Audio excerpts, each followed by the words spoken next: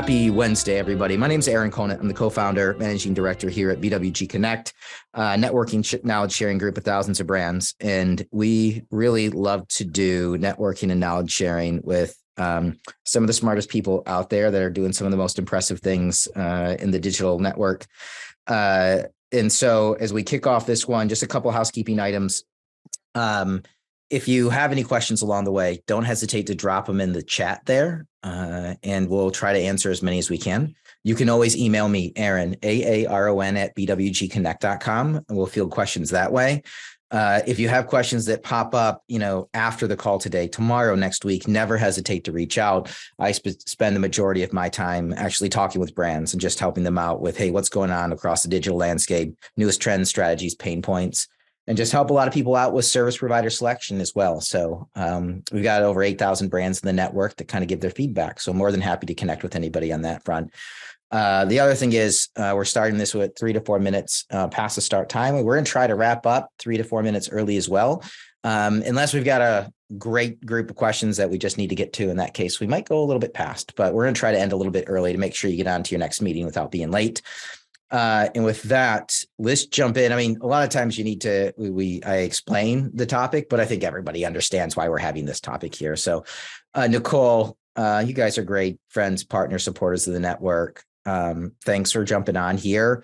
I'll kick it over to you. If you want to do a brief intro on yourself and Retail Bloom, that would be awesome. I know Laura's on as well. But Nicole, you want to kind of kick us off here? Absolutely. Thanks, Aaron, and hi, everyone on the call today. I think our last webinar was in October or November. I can't really remember. So it's been a couple of months, and happy to be back on the call with everyone today. As Aaron mentioned, I'm Nicole. I'm the one of the co-founders at Retail Bloom. I lead all of our marketing and sales efforts. I've been with the company since inception, and outside of the role that I currently do, I've done everything from picking orders in the warehouse to running our catalog to advertising to building out strategies. So always love getting the opportunity to speak with Aaron and share some of the insights that we've learned over the last 12 months, and then what we're expecting for this year, which kind of goes to a little bit of our agenda that I'll bring up in a second. Before I do that, though, just wanted to give you an idea of Retail Bloom. If you have not heard of us before, we are a full service marketplace provider on sites like Amazon, eBay, Walmart, and Amazon International. On the left side of the slide, you'll see here 2 big core service models. One of them is a third-party seller. We work with brands that maybe don't want to sell to Amazon, aren't ready to launch their own Seller Essential account yet, and they ship to us, and we're their preferred seller. In that scenario, we're doing all of the back end, doing all of the purchase orders, content, advertising, front-end optimization, and growth strategy. But then we also work with brands that either sell directly to Amazon, Walmart, have their own Seller Central account. And in those scenarios, it's more of our managed services model. So whether we touch the inventory or not, our approach is working with brands and manufacturers, develop a growth strategy, and then implement that for them, both back end and front end on Amazon and other marketplaces. One of the big things that always comes up with some of our traditional brands is that when they go from 1P to 3P, sometimes they can't control buy box, and they've got sellers out there, they've got pricing problems. That's why we've developed our brand protection services that helps brands with developing policies, enforcing those policies with the ultimate goal of improving your pricing integrity and knowing who's selling your products on what platform. So for our agenda today, pretty straightforward. We've got 2 big sections. The first one is the Amazon holiday recap. So starting with some total business trends, I pulled these from some of our research partners. Most of them are actuals, and then I'm going to then tie in what our Retail Bloom learnings have been. So what is the actual data and the performance in Q4? What did we learn when it comes to advertising and promotions? And then from there, dig into the Amazon 2023 outlook. And then same type of approach. Some of that will be based on industry expectations, some other resources that we have that I'll quote and put in here, and then kind of what our approach and what we think is going to be happening to retail media spend and other opportunities there. After that, we'll close it out with questions. And again, as Aaron mentioned, keep it to an hour. If you had joined after the first couple of minutes, I mentioned to Aaron that Amazon FBA released some updates that will be hitting all sellers on March 1. I just dug into that last night, and I'll add some of that context, and hopefully that's a potential solution around the biggest challenge that a lot of us saw in Q4 of last year. Amazon holiday recap first. So what this slide shows you is the total Amazon business, all brands, 1P, 3P, all categories, their sales in blue by total monthly sales at retail. And then the orange line represents the year-over-year growth. So as you can see here, just summing it up, the total business is about 427 billion for last year at retail. And overall, if we add up all the sales, they were up about 20%. So 20% 2023 versus 2022. A lot of the growth you can see happened in July with that very, very strong Prime Day. And then from there, sorry, I think someone is not on mute. Oh, Aaron, can you hear me? Or Matt? Good. Ooh, am I alone here? Hey, Nicole, I think I just got to get Aaron connected again. Okay. All right. So we will continue as we wait for Aaron to come back in. Sorry for all of that. I'm sure he might have some questions here, but we'll wait to have him join to add some context. But just for sake of time, we'll keep going through the bit of data here. Overall, again, the platform has been up about 20% year over year. A lot of that coming in July. It fell off a little bit into Q3 and then was around that, between 15 and 20% in October, November, and December. If we drill into specific, the quarter for the holiday season being October, November, and December, so the exact same graph just zoomed in, you can get an idea of their year over year growth. So for Q4, they were up 19% compared to Q4 for 2022. And then also wanted to give you some insights in between 1P and 3P, what were the growth actuals. So the 1P business grew 7% year over year, and the 3P business grew 28% year over year. And that's been consistent with the rest of the year for 2022, as well as I believe 2021. 1P business still in sales dollars, sticking with 3P, but 3P driving a significant amount of the growth year over year. Last point I would say on this slide is the average order value increased 5% year over year. It's up from $29-ish to $30, $30.95 was the average order value on Amazon for Q4. I think before I pulled this, I was expecting it to be up 5 to 10% based on some of the price increases that we had to see on the brand side, but did come in a little bit lower than I would have anticipating at that 5% mark. Then this slide, I won't go into every single category, but just wanted to give you an understanding of by category on Amazon, what was the year over year change. So if the entire business was up around 20%, what categories on Amazon drove a big portion of that growth? Most of them were 14% growth year over year. Toys and games was down a little bit from the revenue change based compared to the quarter in 2021. But overall, on the revenue side, all up significantly. In this fourth column, you'll see the conversion change year over year. And that's actually the complete opposite of what happened to revenue. Across the board, conversion was down in almost every category outside of pet supplies and baby products. Some of this, why does this happen? Well, if you look at the last column, you can also see that traffic was up 20 to 30%, over 30% sometimes. So if you put these all together and we think about revenue, conversion, and traffic, the number of eyeballs were up, call it 20 to 30% year over year. Because conversion was down up to 14%, even maybe a little bit more than that, you only got that revenue change of 20%. So different way to think about it, if you're in the brand's shoes and you can control conversion, you can optimize those product detail page, you can optimize content, right? The traffic is still coming. It's the conversion that was down year over year.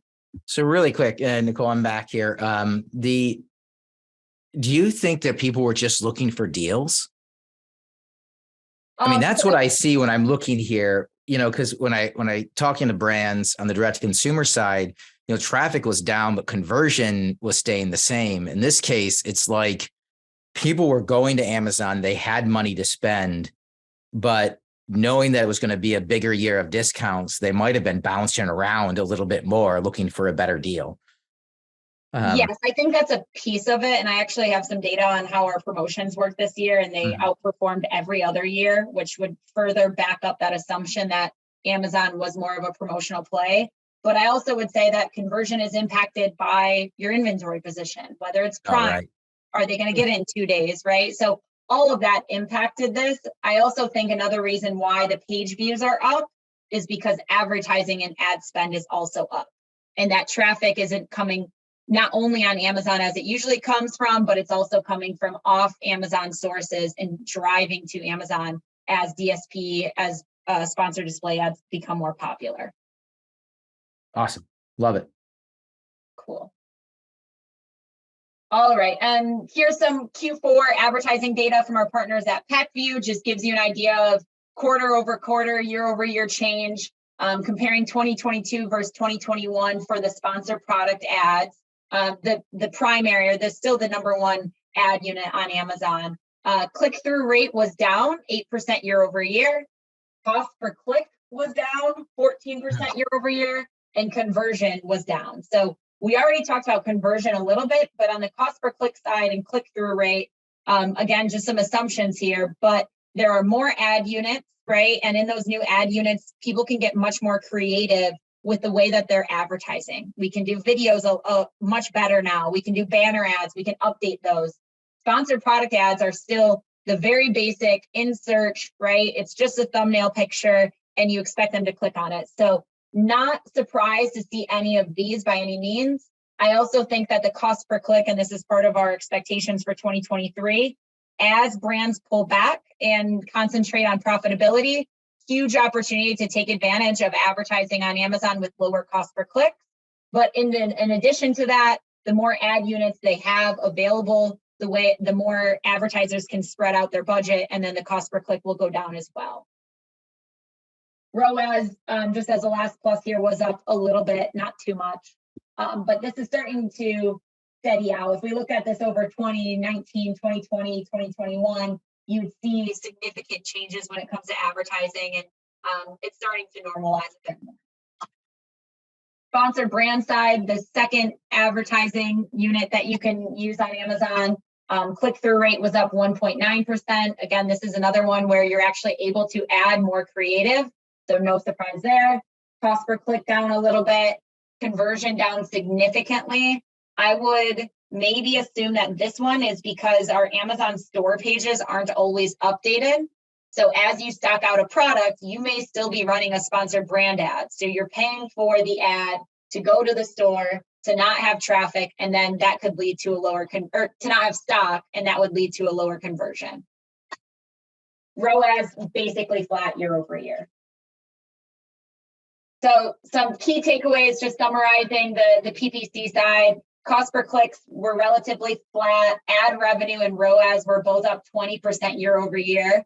And I would say that this is a summary of our advertising performance for Q4, not necessarily for the entire industry, but I talked to our director of advertising and he gave me some of these metrics. So ad revenue as a percentage of the total revenue up significantly year over year. We expect that to continue. And then also a ton of great insights on the DSP side. So we're having a lot of success when it comes to running retargeting campaigns and consideration campaigns together, both on platform and off. And then we're also seeing that the click-through rate is up and the cost per click is down on DSP, which goes back to, again, more inventory available. As we're able to create more ads, we expect the competition, the cost per click to go down. The last piece I would say comes from when we audit DSP accounts, especially when we're maybe potentially taking over from the Amazon DSP team. A lot of the times the Amazon DSP team is not segmenting the categories enough for breaking down the ad units by orders, devices, views, or purchases. So if you're currently working with the Amazon DSP team, please take a look at that and maybe question if you can segment that a bit more. you are able to get very, very creative in the way that you're targeting the consumer with those campaigns. It just takes a lot more effort than, say, a sponsored product ad. But when we're able to do that, we've had some really great results on the DSP side for Q4. Other takeaways that we learned, I already mentioned this one around walk the store. So a lot of the times late in the year, in December, we had some stock outs, and it was very important on the Amazon side, on the advertising side, that we bring back our spend and potentially pivot that towards in-stock products. I know that happened on the 1P side, not as bad as probably what we'd anticipated to be early December, but still some out of stock. And we also saw a ton of suppressions and crapped out SKUs in December. So when that happens and you're driving traffic to the store, you'll see the screenshot on the right where it says see buying options. And that's reflected when you have suppressed buy box, meaning Amazon sees the product at a cheaper price on another channel and then doesn't allow the shopper to add to cart. So this will impact your advertising efficiency, and obviously conversion and overall sales. But I think we probably saw more suppressions in December than we did stock outs. And then the only other thing that I would say as a takeaway is monitor your sell-through rate versus your days on hand. That will help in real time on a daily basis during the holiday seasons from Black Friday up to the first of the year. Watch what your days on hand inventory is. And as you expect, you may be able to see that you're going to stock out on the 2nd of January. You can start to pull back some of that spend or some of those promotions because you're going to run out anyways. Aaron, right, that's really interesting. Yeah, and just a reminder, everybody, if you have questions, drop them to the chat. You can drop them into the Q&A, or you can email them to me, Aaron, AARON at bwgconnect.com. But I mean, that is it's just interesting because the last thing that people want to do is dial back paid media during the holidays, during Q4. And yet that's what you're saying people had to do, right? You either had to find backup to be able to ship inventory, which is you can't do last minute, or dial back paid media. Yeah. So, and then you have this other scenario that happened where you're not right sized in December or November, where you were overstocked on some items, especially on the seller side, and then not able to replenish your core items because those other outlier heavy items have too much inventory at FBA, for example. In those scenarios, in real time, again, we are taking the spend from the core items and putting it back on potentially those items that have too many days on hand or about to hit long-term storage fees, right? It was a good opportunity to potentially sell through some of that inventory that you're heavy on. One other way that we got around this too was going more towards DSP. If we anticipated that inventory would go out at the end of December, we took that ad spend and went more upper funnel. Now, of course, that's not going to have the same return, so you have to change your expectations for ROAS or for tacos, but that actually worked really well and has set us up pretty nicely for the first 2 weeks of January when we were able to get back in stock again. Yeah, it's just, I know a lot of brands, when you're sitting there and you've got a hot item and it's selling fast, the good old days, you just ship more in and you ramp up advertising and you stay at the top, right? And in this case, just because what Amazon's doing at the inventory levels. Anyway, so no, I love it though. It's changing year to year, right? Absolutely. Yeah. We mentioned early on the impact of promotions. So I did look back to our recap that we did in February of 2022 on 2021. And one of the things that I mentioned to dig into for 2022 is being a bit more intentional about promotions. A lot of the brands that we worked with, sometimes they run them, sometimes they don't. We didn't ever have this really sound strategy of starting in January, what do we want our promotion schedule to be? And how do we build that promotion budget into our overall ad spend? Because typically that was the best way, especially on the seller side, to budget for that. So here are kind of the results of what we've done from this year, especially into the holiday season. I wanted to give you an idea of what we found the sweet spot to be. and then also give you an example of how we built out those promotions for 2022 and what they looked like. So we found that discounts of 25% or more did much, much better than the dollar amounts where it's like a fixed dollar instead of a percentage, or anything less than 25%. We also found that in certain scenarios when we did spotlight deals, those, especially on the 1P side, got a bit more traffic and exposure from off Amazon sources. So as a maybe an easier example of this, brands that are on Oprah's list, right? When we were able to do that type of coupon promotion on Amazon matched with some off Amazon big PR push, that worked really, really, really well. In addition to that, we found that some of the spotlight deals actually got picked up from other media outlets, driving that traffic back to Amazon, which an example of that is on the right for one of our brands. So not to say that it always happens, but we are seeing Amazon take maybe they're investing in their own spend or whatever it might be, but take these really good deals, both on the 1P and the 3P side, and get the exposure for the brand off of Amazon and then drive it back. That's worked really, really well for us. The other thing I want to just point out is just an example of what we did to test out some of these promo schedules. So we focused around the really huge promo days, right? Prime Day summer, Prime Day fall. We did a coupon throughout November for just an overall holiday promo, and then got pretty aggressive on Cyber 5.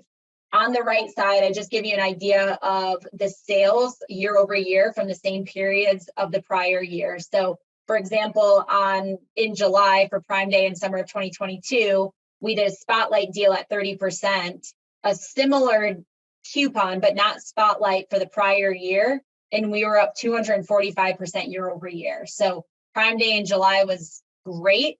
Followed that up with another fantastic October for Prime Day, up 120% year over year. And then even over Cyber 5, up 103%. I'd point this out because we didn't see as much of a big difference in the non-holiday brand promo time periods. So you can see that we tested in February, in April. I believe we even ran a little one for Father's Day. Those didn't see as meaningful as a lift. So from our results, if you are looking to test promotions, I would probably start with the big promo holiday windows and then maybe test some other things that make sense for your category. So someone had asked, what was the year-over-year performance on non-peak events? Yeah, so that was less, it's less than, I believe, 80% year-over-year when we ran these promos. But I would tell you that in 2021, we didn't do these non-holiday brand promos. We weren't as aggressive. So on the year as a whole, the brand was up significantly, way above what our forecast was. But I wouldn't say that they were so great that I would be intentional about them again in 2023. So Nicole, hopefully that answers your question. And if not, shoot me an email. We can dig into it a little bit more. Yeah, and really quick recording. Yeah, we can send it out afterwards. We can just ping everybody. And just once we've edited, the front end and back end. So just if anybody wants a copy, then just ping us. And when we release it, for sure, we can just give you a link to download it. Perfect. Cool. So I was going to have a slide on here around obstacles in 2022. The big one, obviously, being inventory. I mentioned early on, I have a better potential solution versus just kind of complaining about all of the inventory issues that we saw within 1P and 3P. But outside of not being as prepared sometimes with certain brands that we were just a little late to the game in planning and getting the right assets, the biggest concern was still being very manual when it comes to replenishment into FBA, and then obviously chasing the replen orders on the 1P side. Those were still our biggest issues, which Aaron, I would actually say has been really the biggest issue since 2020. That hasn't changed a whole ton. They're getting better, but the big impact in October where all of a sudden they just cut all of the 3P limits was definitely not anticipated on our end, and it was a bit of all hands on deck to figure out backup. So we definitely saw that on our end. We worked with a lot of the seller teams to get increased limits, but those were pretty much one-offs. And I'm hoping with the March rollout, they'll have a better solution for not only Q4, but just 2023 as a whole. Cool. Aaron, on your end, on the 2022 side for the holiday season, Amazon, anything that I might have missed that you would want to add in? I know you missed some of the data early on. No, I mean, I think the tough part is Amazon continues to shift the goalpost over and over and over again. And, the one thing that, I want to make sure that we get across here, just because, I'm talking, one-on-one with so many brands, is like, if you're struggling to understand what's going on, and if it's a pain in the butt, and if it keeps, everything seems like it keeps changing, like everybody's feeling that way right now. So I don't know if that makes anybody feel better. But what to do with retail media budgets. Now that's kind of up in the air with the inventory restrictions. And this just, I think everybody wants to get through Q1. Is the recession starting? Is the recession here? Is there really a recession? Is it going to be a light landing, a soft landing? Is it going to be crazy? We're trying to figure that all right now and try to adjust our plans towards it. And yet we're still at a time where if you haven't locked in your numbers for for what you're going to do in 2023, you're going to have to within the next 2 weeks here. So I'm glad we're getting to this 2023 Amazon outlook. Yeah. I do want to comment, just not specifically on the recession, but Amazon performance as a whole. So I know that they didn't have the best releases of their overall performance, right? I won't speak to that at a macro level, but at the brand level, the data in the beginning shows at the retail side, whether it's Amazon 1P or 3P, that Amazon still was up 20%. Now, I'm not going to say what they were supposed to be up versus if they were down, whatever the projections, that isn't something as a whole that I would be able to speak to. But when I'm talking to brands and getting questions around, should I still make Amazon a priority? Is it going anywhere? It's the data at the brand and retail level that we have access to still shows us that they perform pretty well. I don't look at any of the numbers and look at the 20% year over year growth or 19% for Q4 2022 versus 2021 and say, oh, wow, this is not going to be the best platform for e-com or for marketplaces, right? It's definitely not a set it and forget it by any means. It's not going to grow on its own, but customers are still up, right? And page views are still up. So just wanted to throw that in there, that I wouldn't just, not that anyone is, but it still is very meaningful to make Amazon a priority, even though it takes a lot of work and is probably the most frustrating channel we all have. Cool. Yeah. So for 2023 expectations, this chart on the left was created by one of our partners, Cleveland Research Company. They make some estimates every year about Amazon's total GMV and then the difference between their 1P online sales and then their 3P seller services. So just to point out here, the 3P seller services is not what 3P sellers are selling at retail. It's what they are making in fees and FBA fees and all of that. So just some call outs here is that the 1P business is expected to grow a little less than 10% over the next couple of years, 2023 at 4.3%, but you can continue to see those 3P seller services growing pretty well. Expected to grow 14% year over year in 2023 versus 2022. And that does kind of go back to some of the restock limits that we see, the extra FBA surcharge fees that we've been seeing, some shifts in potentially the referral fees, right? They are trying to monetize this 3P business as much as they can, and that side of the business is still growing. Not great for us as sellers. That just means our fees are going up, but it does show you that they continue to invest in this piece of the business. When it comes to the media ad spend, this was pulled from Insider Intelligence. I know we had this graph last year, so I wanted to add it again with the updated information.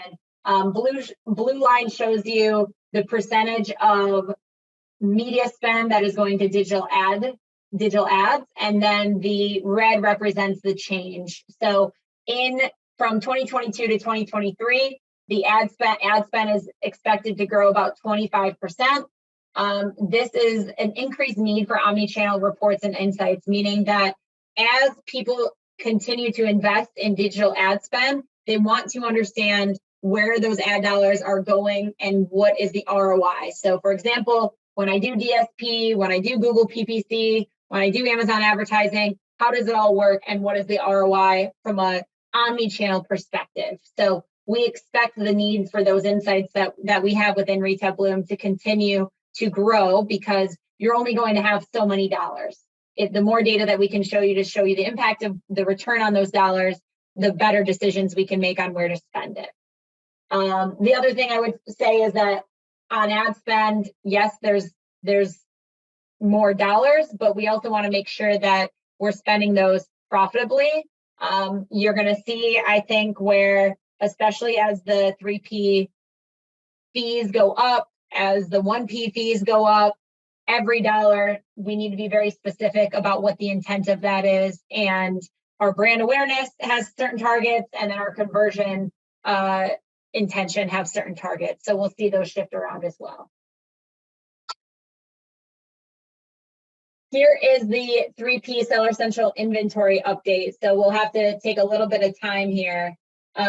Yesterday, this rolled out. You can click on this link. I can send it in the chat as well. But basically, in the beginning of March, they are changing the way that they do their capacity on the 3P side. So instead of it changing weekly on Mondays, it will change in the third week of each month, once a month. And on that date, you will see your capacity. Oh, sorry about that. You will see your capacity for the month coming up, and then estimated capacity for the 2 months following. So by the end of every month, you should get an idea of what your capacity is going to look like for the next 3 months. The limits will be set based on volume, which I think will really help us going into the holiday season, but they will still show it as units, because as we're doing inventory planning and replenishment, we need to see that from a unit perspective, not just volume. This last bullet is the most important part that I haven't completely wrapped my head around. Again, it just released yesterday, but I figured it'd be worth mentioning. They are giving sellers the ability to request and bid for more space. And this is the part where it gets a little confusing. I feel like the first part is pretty straightforward. The second portion is, if you want to pay more for more space, you can bid for additional space up to 20%. The flip side of it is that they're basically, once you bid and if you get accepted, from the way I understand it, if you have a pretty good sell-through, I believe it's 80% plus or however they define it, they will give you credits to offset what you're paying them. So it's a very weird bidding system. You bid for more storage space. If you're the highest bidder in whatever scenario it might be, you get that space, you pay Amazon for that space. But if you sell through at the rate that they think works, you'll get credit. So it'll pay back for the bid that you made. Yeah. Amazon. Right? I mean, another level of pay to play. Unbelievable. Yes.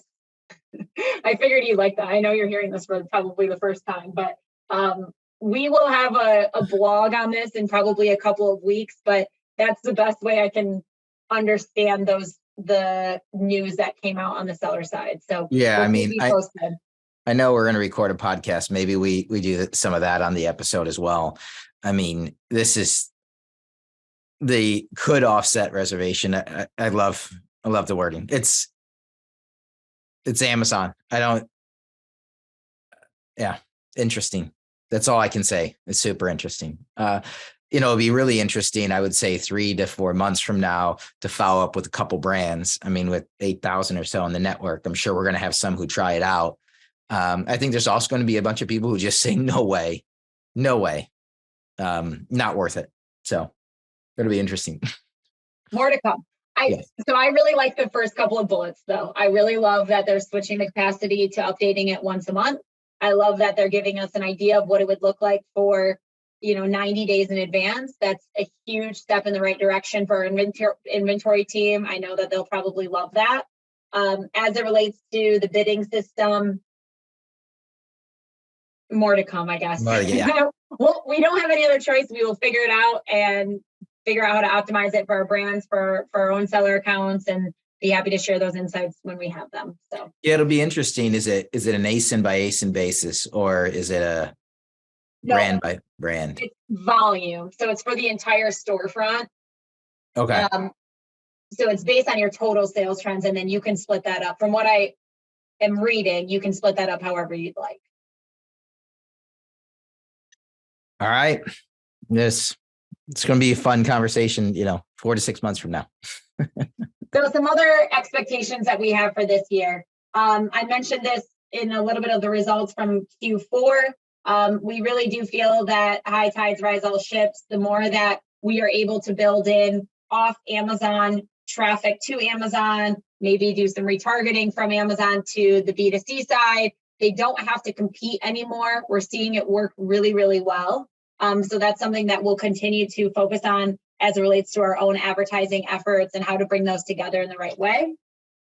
We also anticipate that the aggressive advertisers will win share because it's a lower cost per click.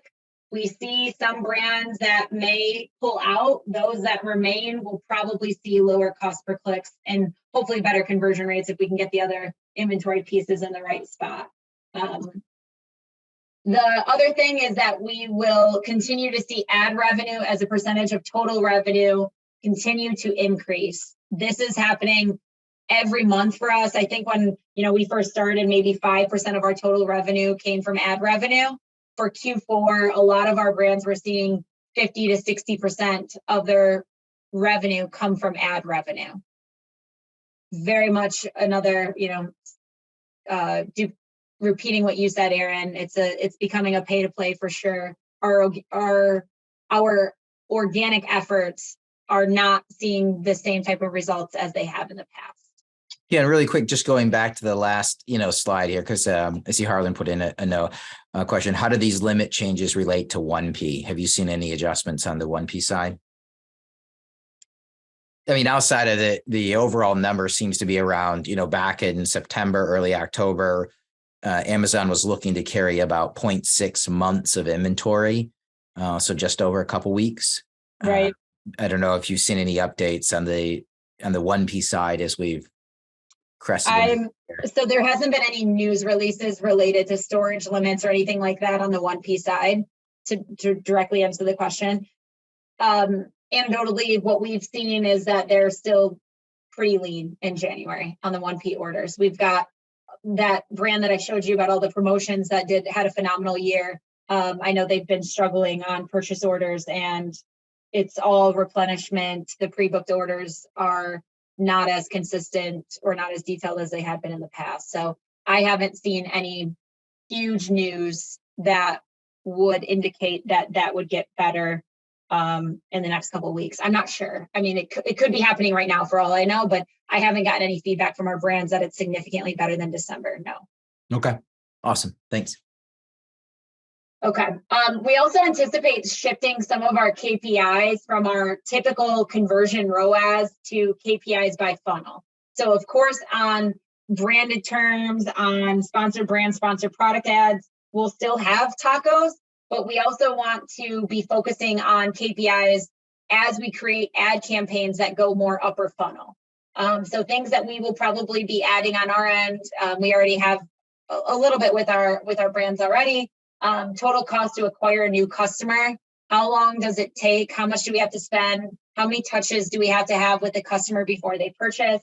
Long-term value of the customer, especially on the CPG side, we're tracking, it may cost us $10 to acquire the customer one time, but if they purchase 10 times over 12 months, that's very meaningful and still makes that ad spend worth it. repeat purchaser rate, and then new to brand sales. Also, other metrics that we're going to be building into this more full funnel advertising approach as Amazon gives us, and I'll show you some of the ad units that are coming up, more ways to reach the customer through ad spend. I put this one in here as more of an optimist, I know, but I do think that our in-stock rates will improve, maybe because of Amazon updates, but I also just think as brands, as sellers, we're getting used to the types of processes that we need to create internally to ensure that we are meeting their requirements or anything that they throw at us. So yes, October absolutely stunk when our limits got cut, but it did force us to create processes internally to send in more orders, orders more often, to rethink the way that we are paying for our shipping inbound fees, to renegotiate those if we could.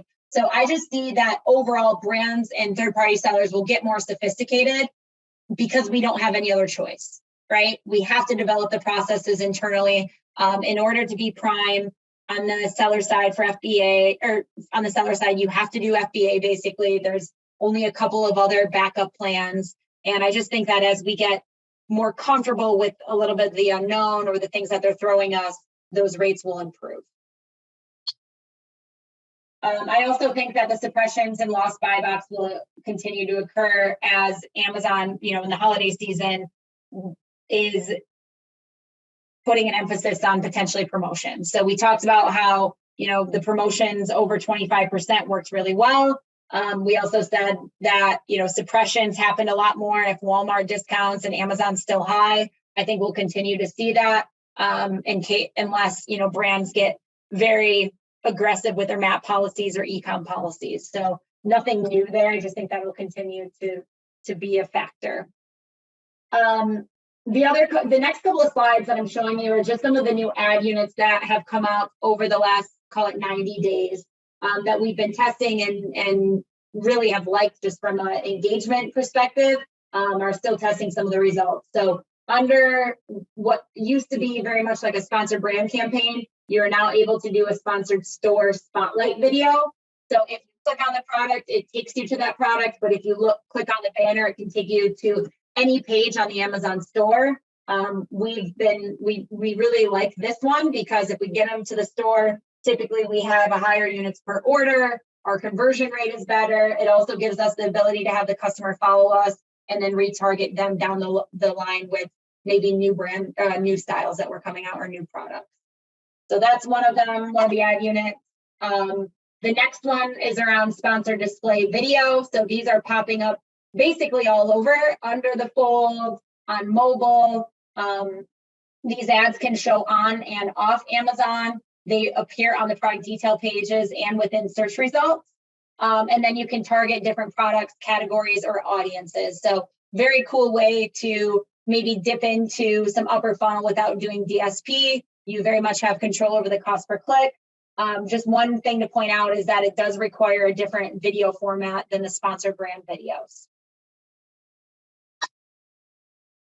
The next one is that under the PAT campaigns, you now can do sponsored brand videos.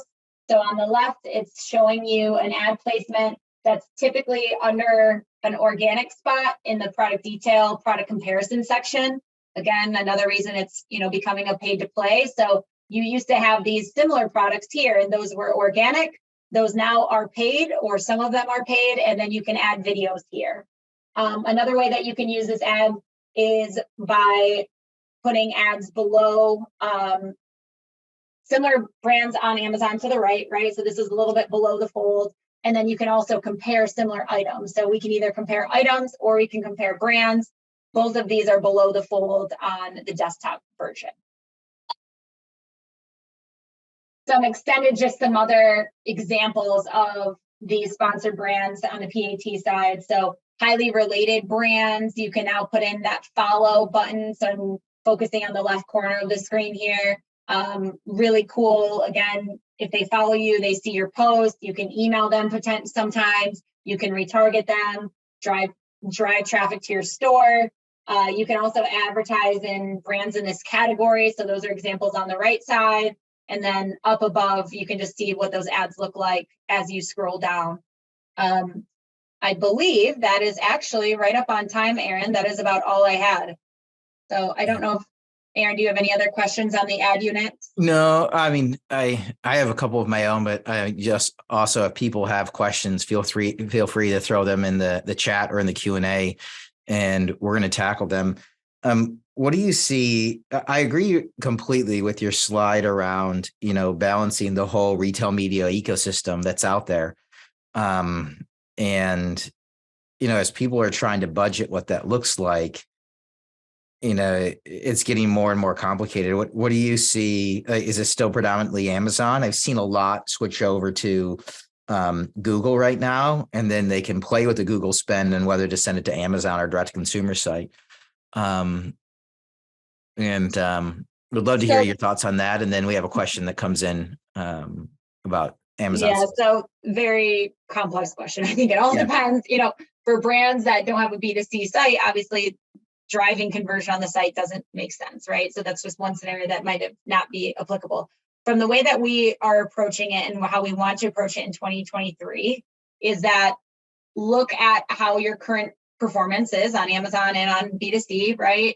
And then start to develop, like I mentioned, certain KPIs for every bit of where you're targeting the consumer, and then measure the ROI. I think we still see, and I would have to check with our director of advertising, but we're still seeing better ROAS, just straight conversion on the Amazon side over the B2C side, but that could be just our portfolio. So I wouldn't be in the best situation today to just say across the board, hey, you should invest more in Amazon versus Google. I just think that the budgets are coming together, where a lot of times in the past they were separate. The Amazon budget was maybe on the sales team, and then the marketing budget or the marketing team handled the Google budget or other retail spend. And I see those coming together, and I think that's going to be a huge benefit this year. Awesome. And then a question comes in. Can you verify where the Amazon sales data came from? And are these global or US sales? So I don't know which slide that, if it was the expectations for this year, I guess I can go back. Aaron, do you know which one they were talking about way early on or later? No. But Susan, if you want to drop it in there. And it might have been just all the overall sales numbers, like where the data came from.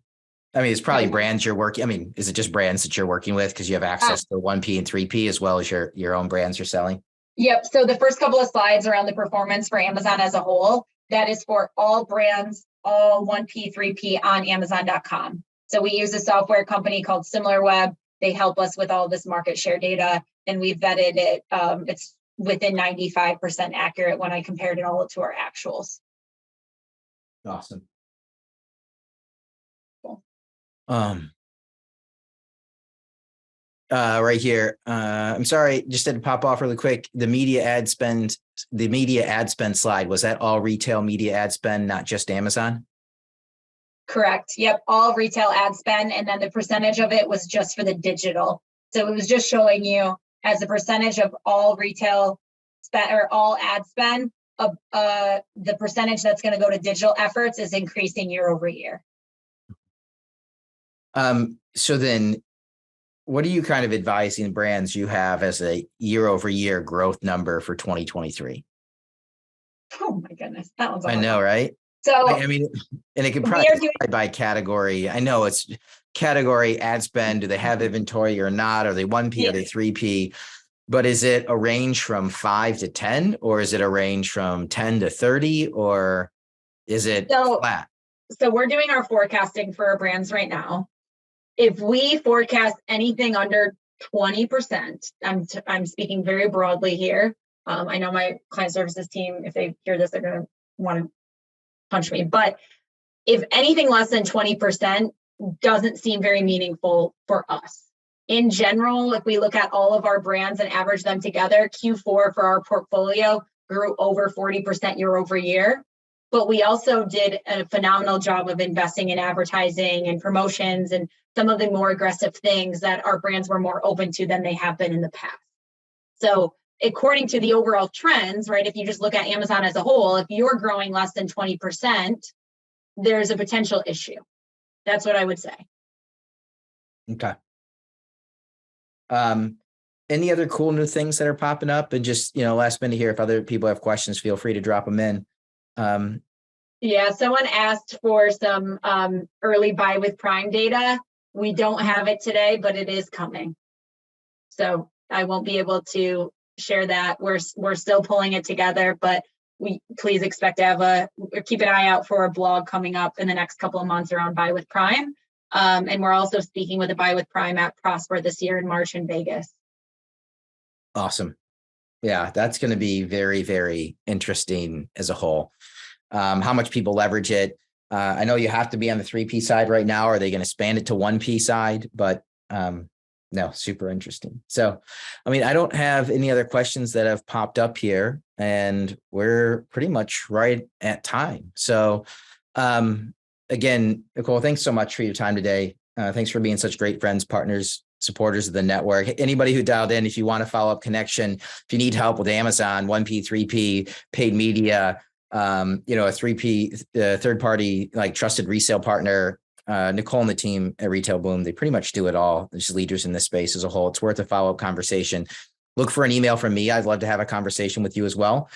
Figure out what are the other pain points that are out there, but also if you need any connections across the board, more than happy to make those, anything in the digital or retail space. And so with that, I think we're going to wrap up. Hope everybody has a fantastic Wednesday. Everybody take care and stay safe. Thanks again, everyone. Nicole. All righty. Thanks, my friend. All righty. See ya.